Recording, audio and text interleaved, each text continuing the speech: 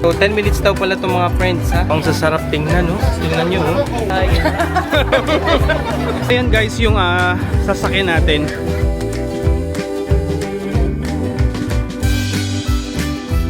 And if ma-appreciate nyo to guys, I'm happy.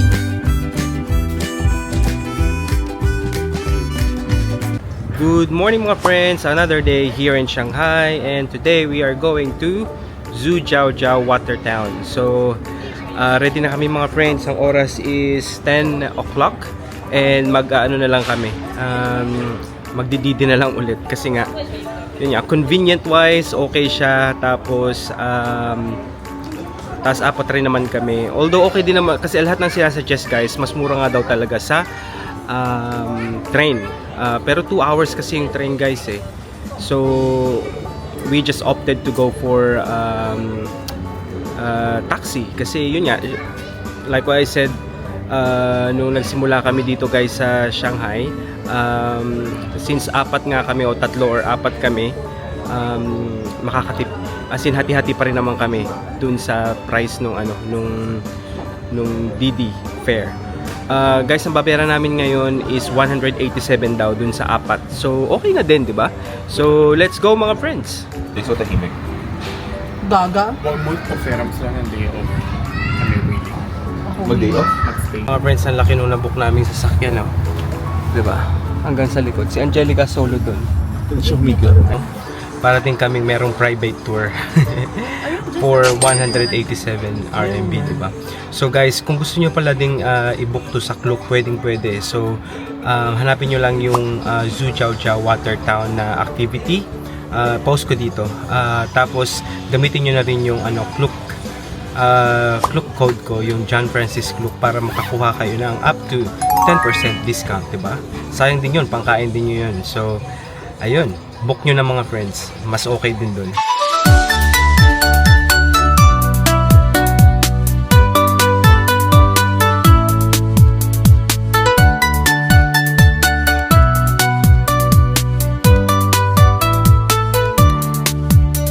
So after 2 hours mga friends ng biyahe namin, nakarating din kami dito sa Zhujiaojiao Ancient Town. So finally, ang tagal guys ng biyahe. Nung chinek ko yun kagabi, parang 46 minutes lang. Pero syempre siguro may traffic. Tapos basta ang tagal. Nakatulog nga ako halos 1 oras. But anyway, andito na guys yung tourist center. So papasok na tayo mga friends. Ito yung parang pinakang ticket office dito sa loob. Pero hindi naman tayo bibili-bili na ng mga ticket, di ba? So ayan, dito yung loob ng tourist center.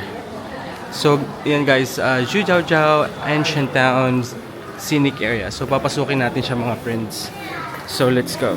Pagpasok natin, ayan, nakikita nyo naman puro parang coconut trees ata to. Tingnan nyo. Hindi coconut trees, sorry. Ano ba yan? Bamboo trees.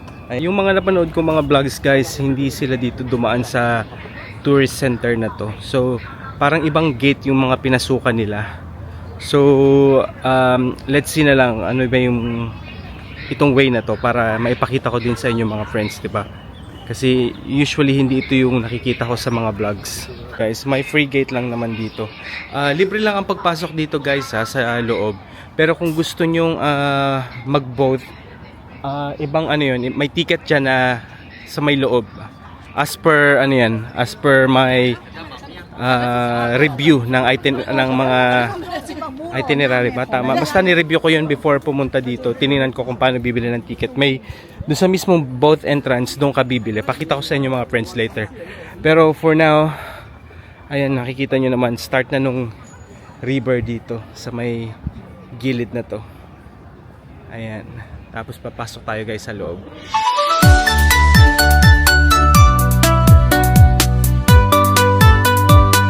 So ang daming mga strawberry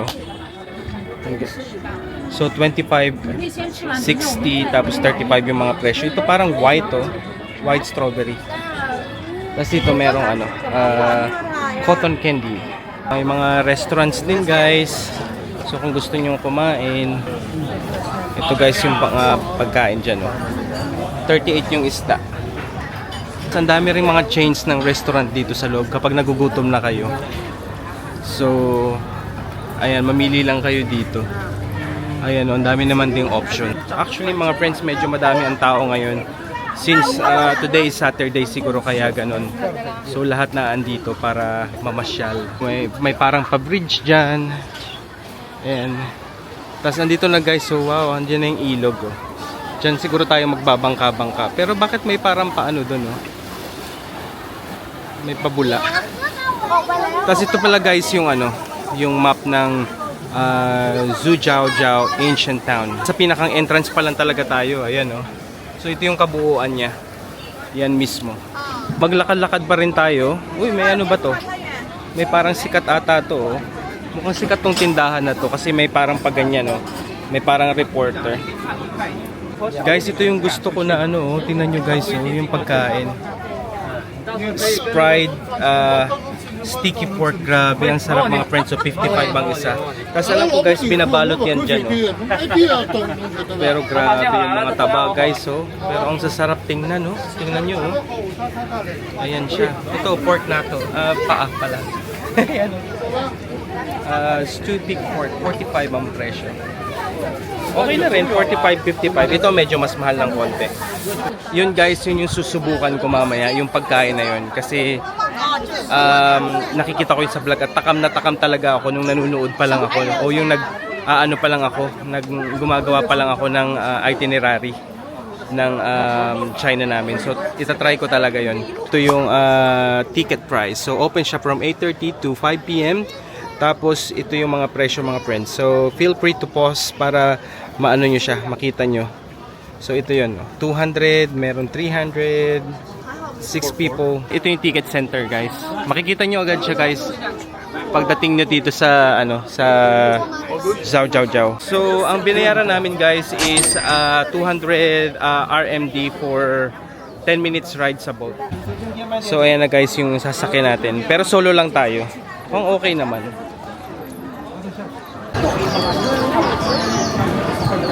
Ayun na guys. Pasok na tayo. Ay.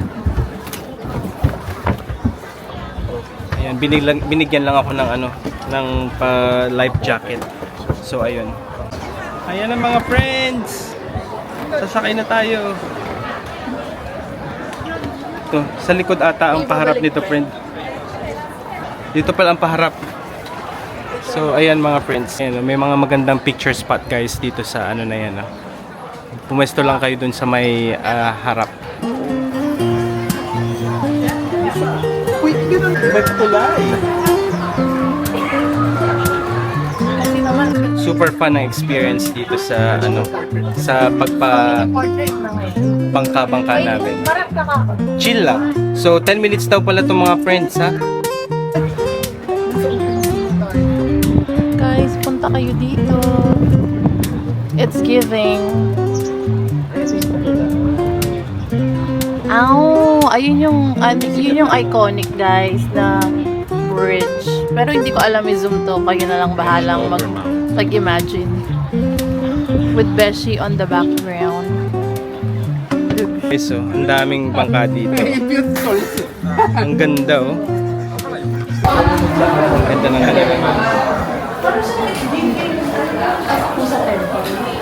guys, so ang daming tao dito. Ang bilis naman ng Beshi. At ang daming mga bili-bilihan dito. Oh. Ano daw to? May pa-try? May pa-try guys. Oh. Ito, binigyan kami ng pang-trial. Nougat. Medyo maalat-alat ng konti. Ito ang isa sa mga kahinaan ko. Oh. Ang sarap. Mga oh. Mga so ayan mga friends, tinry namin itong oo, parang ganito. So guys, tinry pala namin itong parang pahopya. Ang sarap mga friends. So ang binayaran ko pala is parang 12 yuan dun sa, actually dalawa to eh. So binayaran ko 12. Ayun. Guys, so may pa-barbecue dito. Oh. Sarap. Yum. Daming mga ganap-ganap dito mga friends. So ayun, may pamani. May mga parang dried something. Ayun, friends, sobrang siksikan. Sobrang pasiksikan. Ano kayong meron dito? Ano kaya to? Ba't may papila dito? Mukhang masarap dyan ang pagkain. Ayan guys, so hindi ko lang maintindihan kung ano yung naka ano dyan. Pero ito daw, trip.com gourmet. So siguro parang Michelin yan. Kung naghahanap din pala kayo ng mga souvenir items, yung mga ref magnet, andito siya mga friends. So, iba't ibang klaseng ano, mga souvenirs. Ayan. Ito, may parang suklay, ganyan. Dito hindi ko alam, may papusa. Tapos ito naman, ano naman to? Dried fruits. Dried fruits? Dried fruits. Ayan guys, ang dami oh. Wow. Nakakatuwa naman. Ayan oh, 76 peso per 500 grams. Grabe oh, ang ganda ng pagkakagawa nila. Plum guys oh.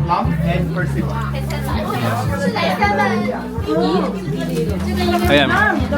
Masarap daw guys yung plum. Subukan nga natin.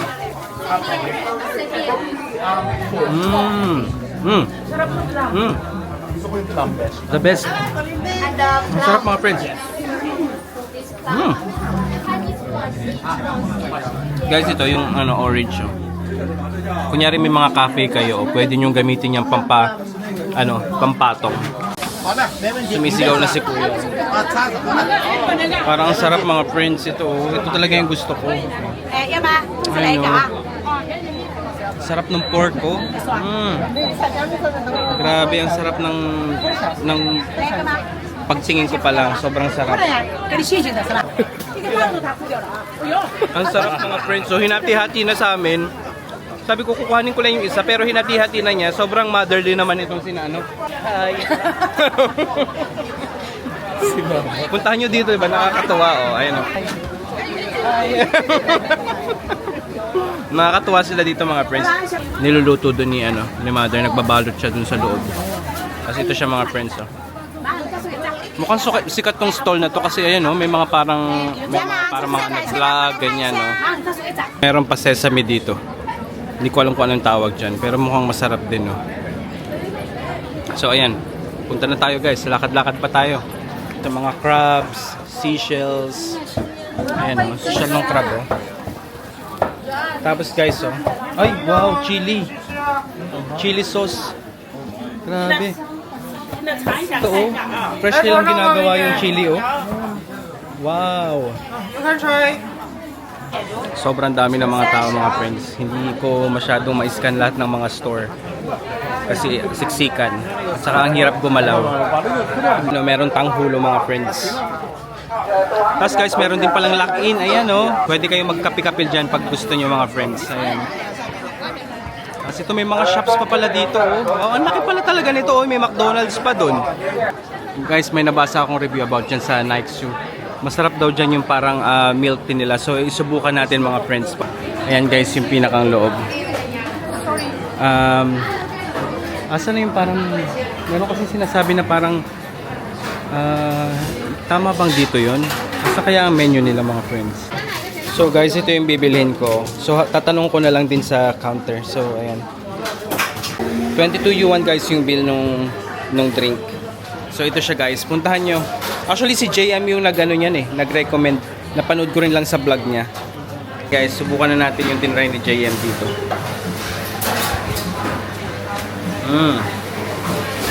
Ang sarap mga friends, buko juice. Yummy. Guys, try nyo, ang sarap. Pero ito rin ata yung Pengsheng Bridge guys. Ito yung pinakasikat na bridge dito. Di ba nakita naman natin yan kanina dun sa my boat? So ayan siya guys.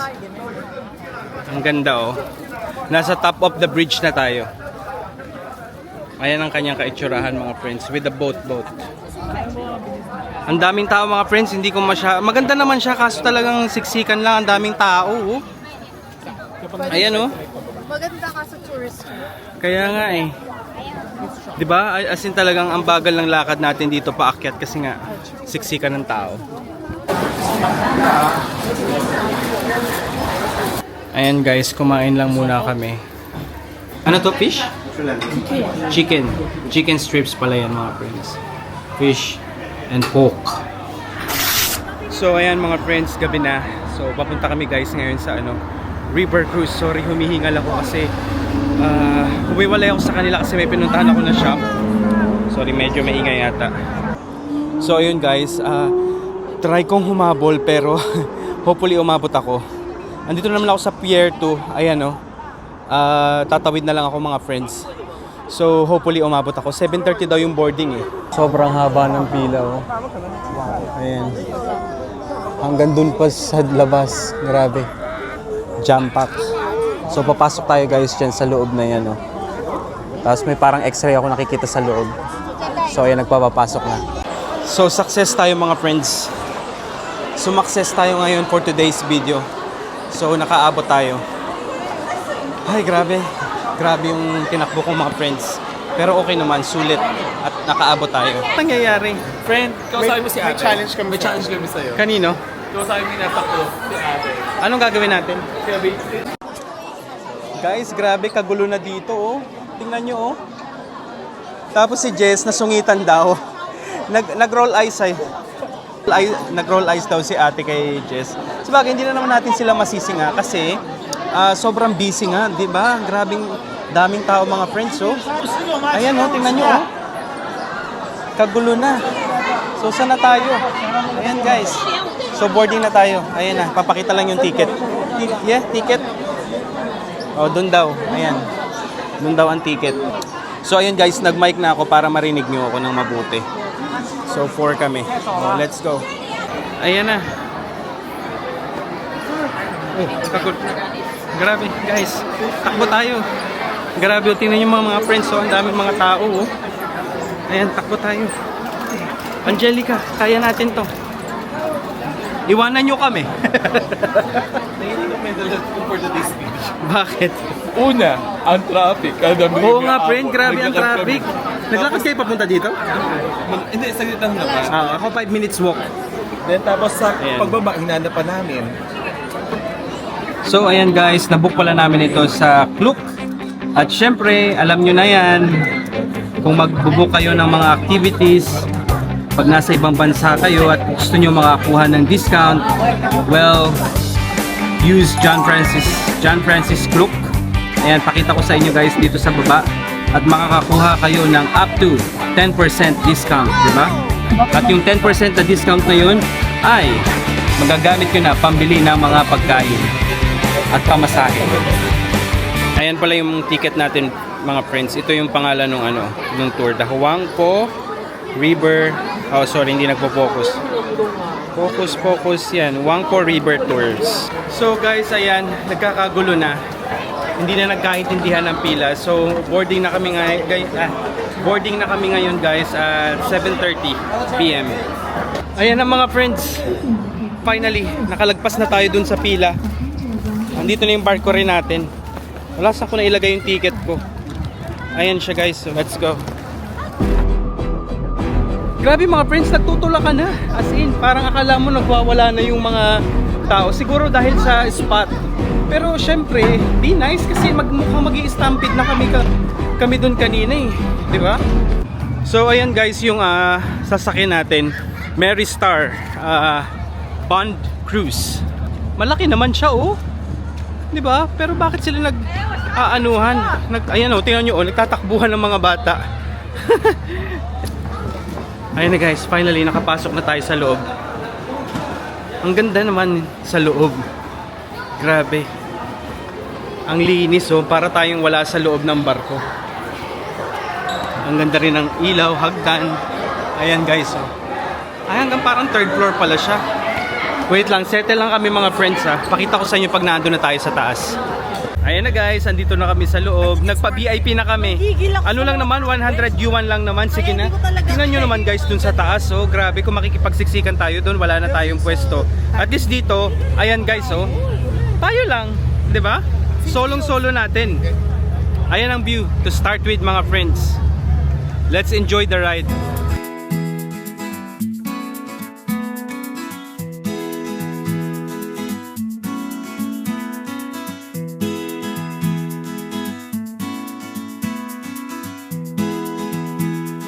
Ano pa? May pachichirya pa dito. Wow.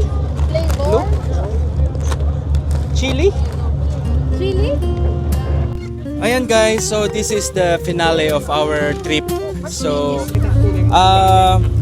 paano ba? Ito dapat ang background natin mga friends eh. Ayan o. So, ano bang mga sasabihin natin? Paano ba natin i-wrap up ang trip na to? Siguro masasabi ko mga friends na hindi ko in-expect na ganito yung magiging experience ko sa China. Kasi parang to start with, hindi ako ganun ka-excited eh.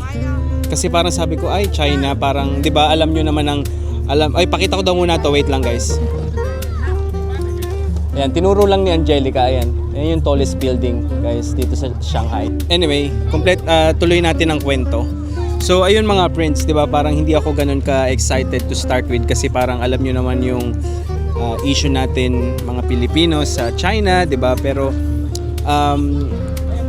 nung andito ako, friend, pagdating ko dito, sabi ko, grabe, the best yung experience.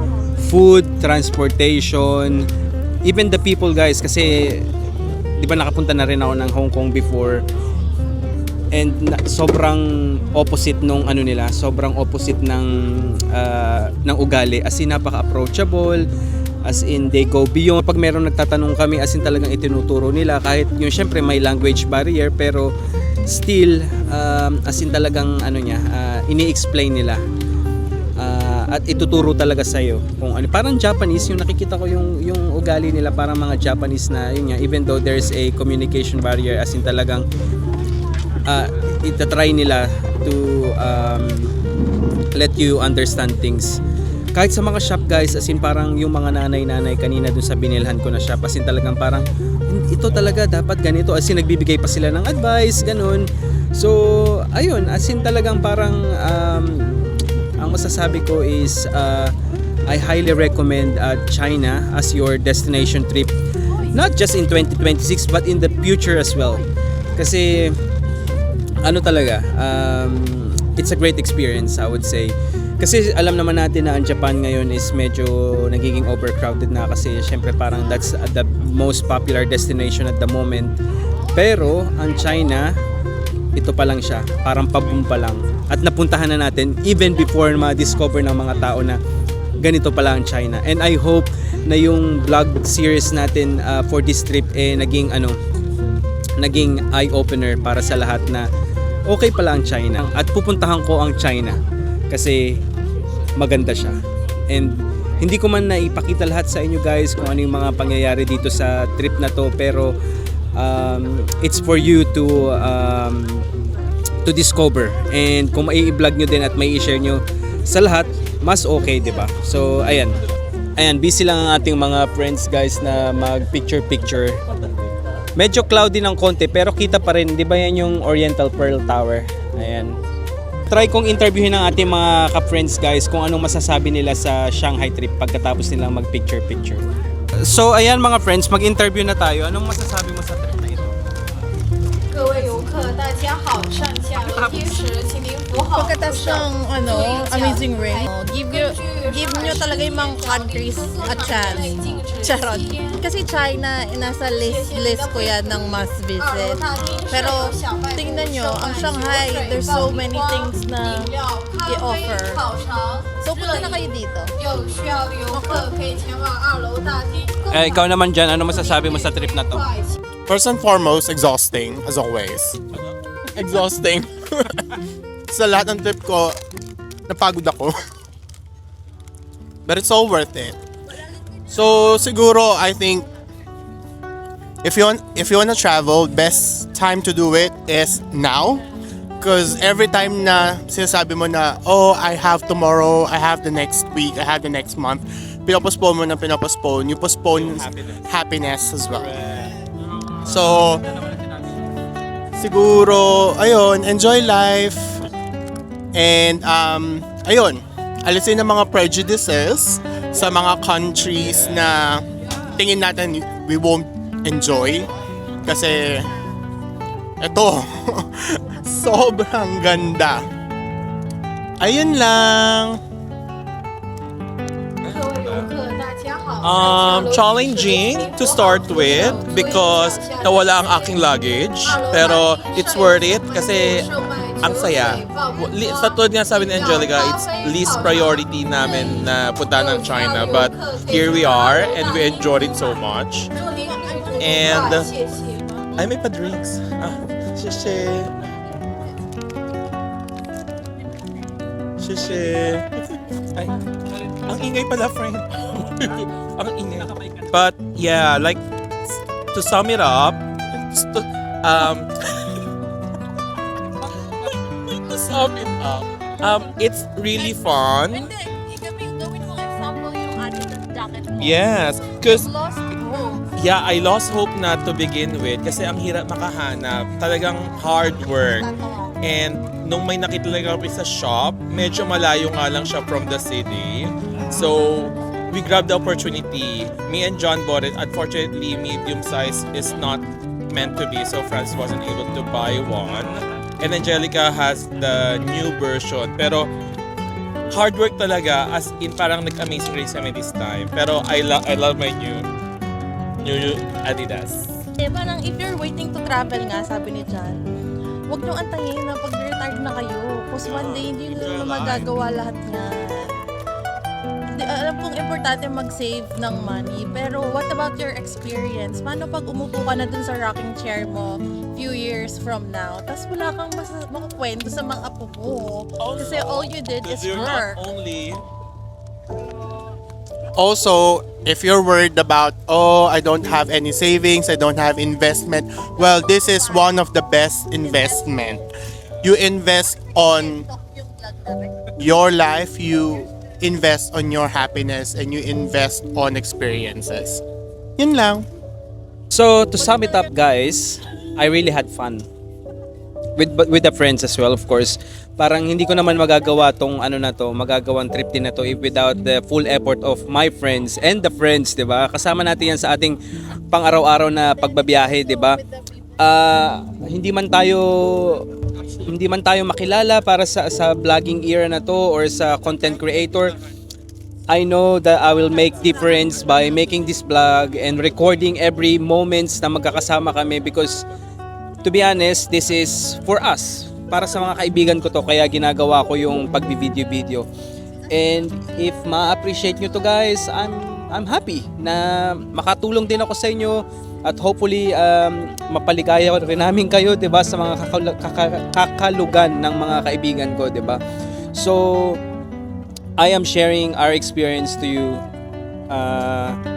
to all of you. Ayun,